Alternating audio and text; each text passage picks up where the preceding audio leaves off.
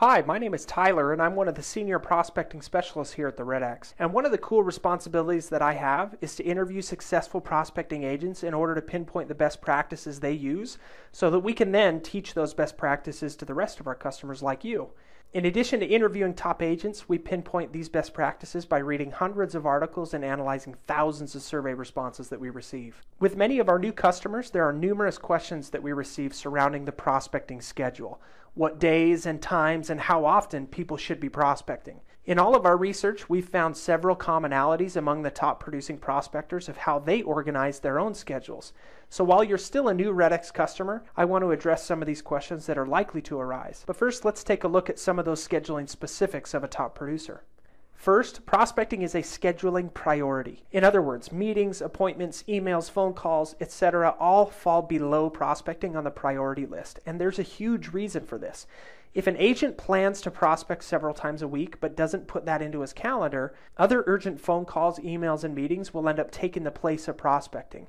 And too many weeks of this means that an agent abandons the idea of prospecting altogether based on the fact that they don't have enough time. When a top producer puts prospecting onto the schedule, there's nothing short of a life or death experience that would interfere with that time block. Second, prospecting is often one of the first things a top producer does in the morning. In fact, one of our customers said it this way: before we even undo the alarm at the office, we've already pulled our expireds.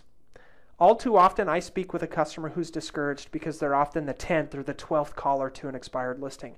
But as I ask the details of when they prospect, it's often 10 a.m. or later before they make their first phone calls of the day.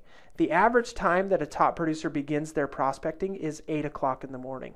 Starting at 8 o'clock will give you a better chance of being the first or second caller to that expired listing. And NAR says that 35% of expireds will relist with the first or second agent that they speak to after expiring.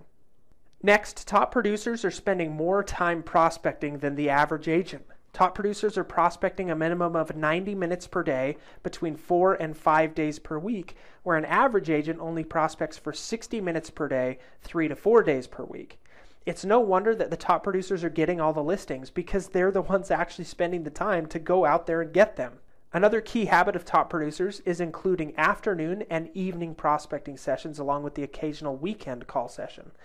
During these times, they're focusing on the leads they've not yet been able to get in touch with. And doing this helps them convert more of those leads into more listings. So now that we've looked at what the top producing prospectors are doing, let's take this data and create your own prospecting schedule.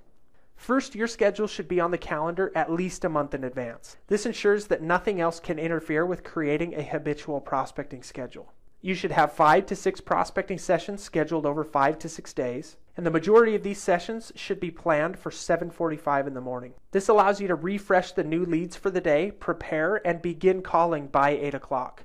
And once per week, you should include an evening prospecting session between the hours of 4 and 6 p.m.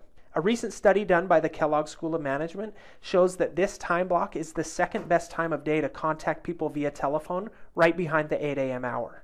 And finally, you want at least one weekend call session per month, either on a Saturday before noon or on a Sunday after 6 p.m. Now, sticking to a rigorous prospecting schedule like this will be difficult at first, but as you build those positive prospecting habits, you'll see the results that you're looking for in your business. So go out there and get the kind of results that you really want in your business by creating a prospecting schedule and sticking to it.